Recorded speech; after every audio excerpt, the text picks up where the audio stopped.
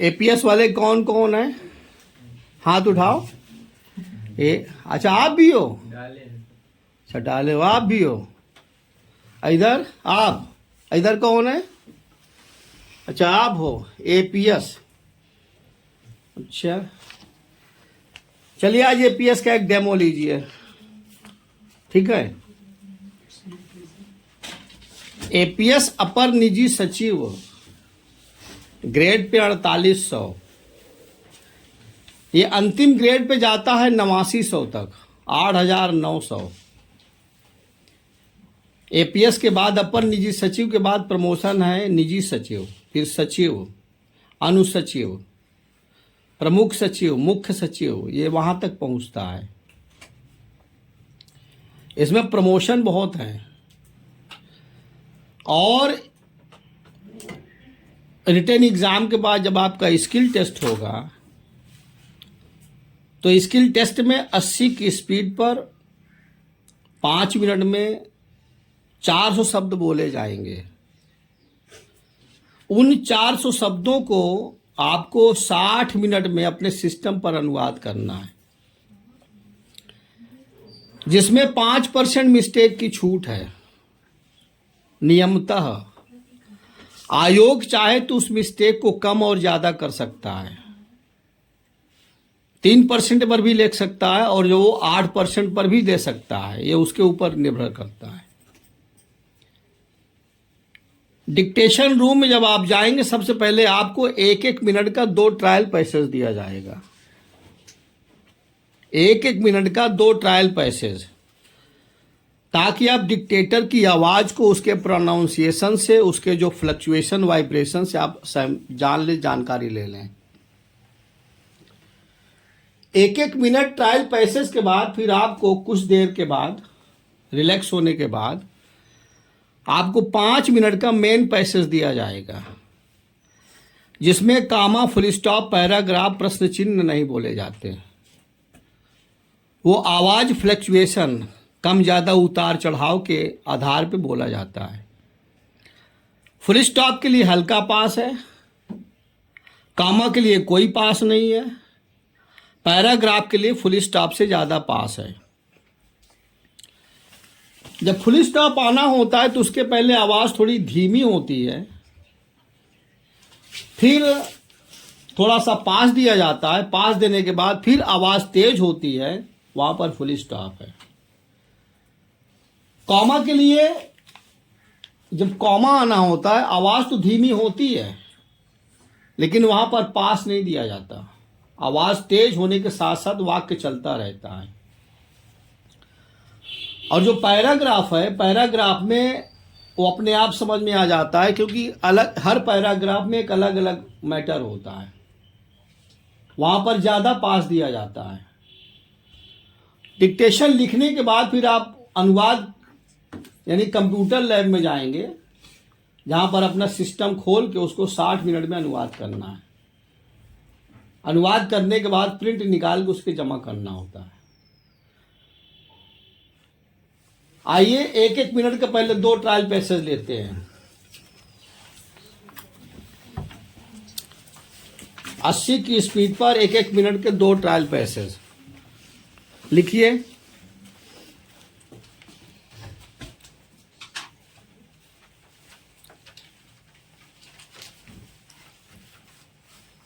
हाँ रेडी?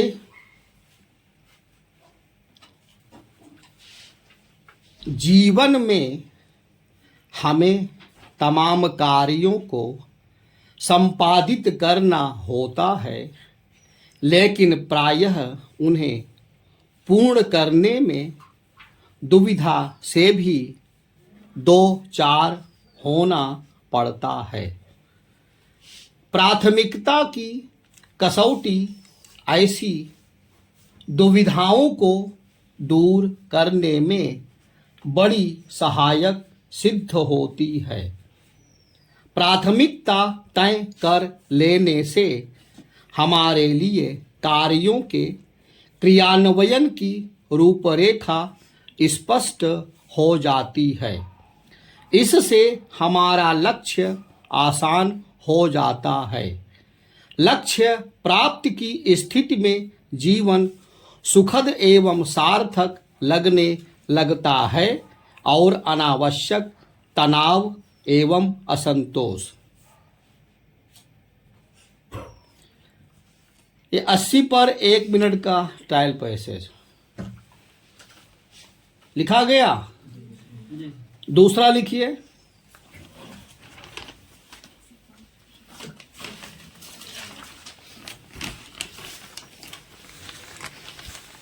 हाँ, दूसरा ट्रायल पैसेज लिखिए।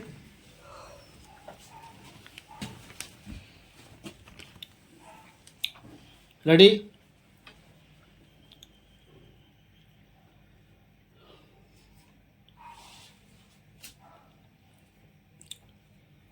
कल्पना की उपयोगिता असीम है।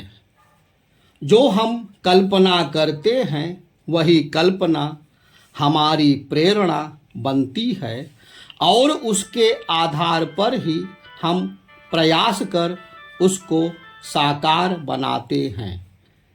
कल्पना मानव मस्तिष्क की सृजनशीलता की पहली कड़ी है। कोई भी विचार, सिद्धांत, आविष्कार, चाहे वह आर्थिक, सामाजिक, धार्मिक, राजनीतिक, विज्ञान एवं तकनीकी, शिक्षा, मूल्य, दर्शन किसी से भी जुड़ा हो, वास्तविकता में आने से पूर्व व्यक्ति की कल्पना का हिस्सा होते हैं। तत्पश्चात विभिन्न प्रयासों के द्वारा इन्हें मूर्त रूप। ये 80 शब्द प्रति मिनट की स्पीड से दूसरा ट्रायल पैसेज। अब आप 5 मिनट का मेन पैसेज लिखेंगे, जिसे लिखने के बाद 5 मिनट आपको पढ़ने का टाइम दिया जाएगा। पढ़ने के बाद फिर आप अनुवाद करेंगे।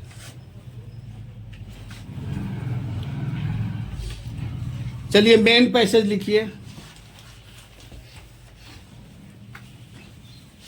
हाँ, रेडी?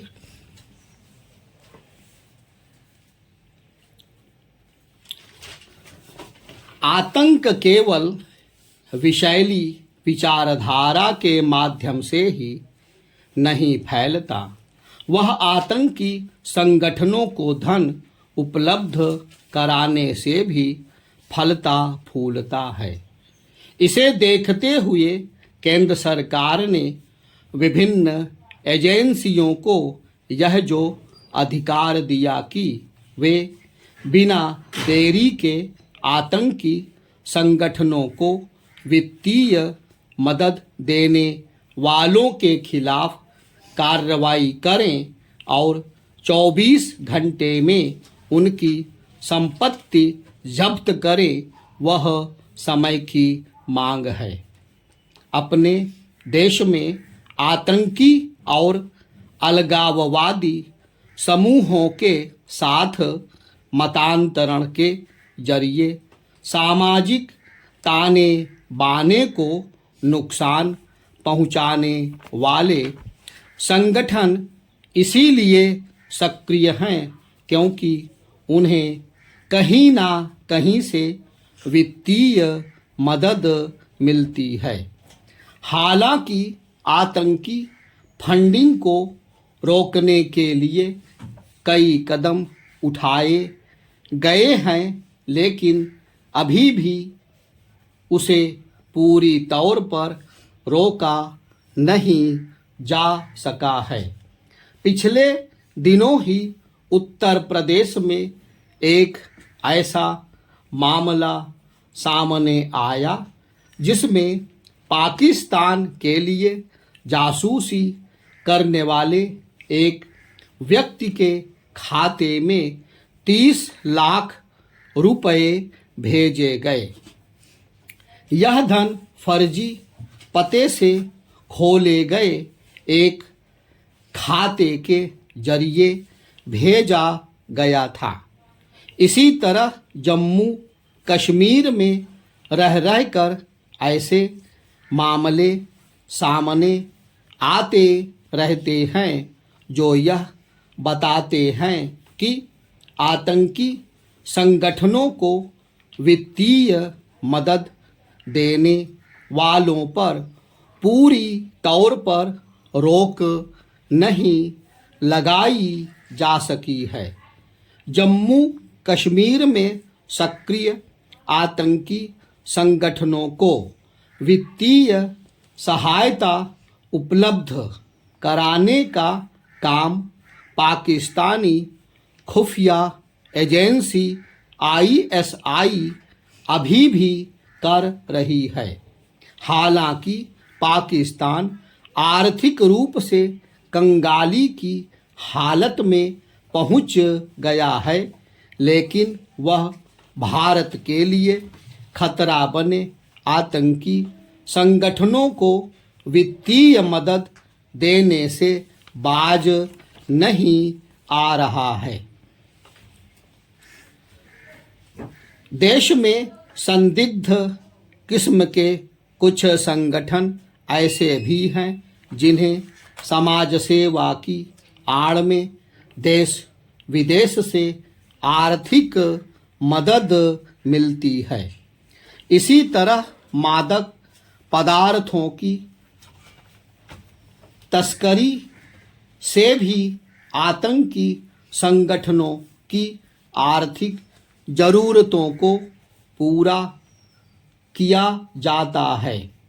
इसकी अनदेखी नहीं की जा सकती कि हाल के समय में ऐसे कई मामले सामने आए हैं जिनसे यह पता चला कि जम्मू कश्मीर और पंजाब के साथ पूर्वोत्तर के आतंकी एवं अलगाववादी गुट मादक पदार्थों की तस्करी के जरिए खुद को आर्थिक रूप से सशक्त कर रहे हैं। यह एक तथ्य है कि मणिपुर हिंसा की आग में इसीलिए जला क्योंकि राज्य सरकार मादक पदार्थों की तस्करी करने वालों पर शिकंजा कस रही थी।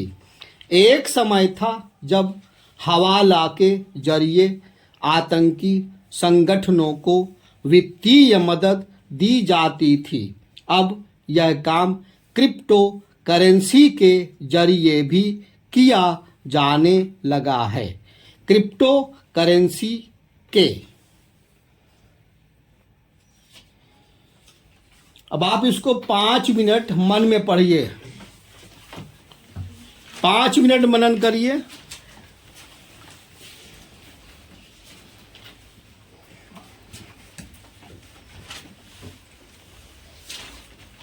पाँच मिनट मन में पढ़िए।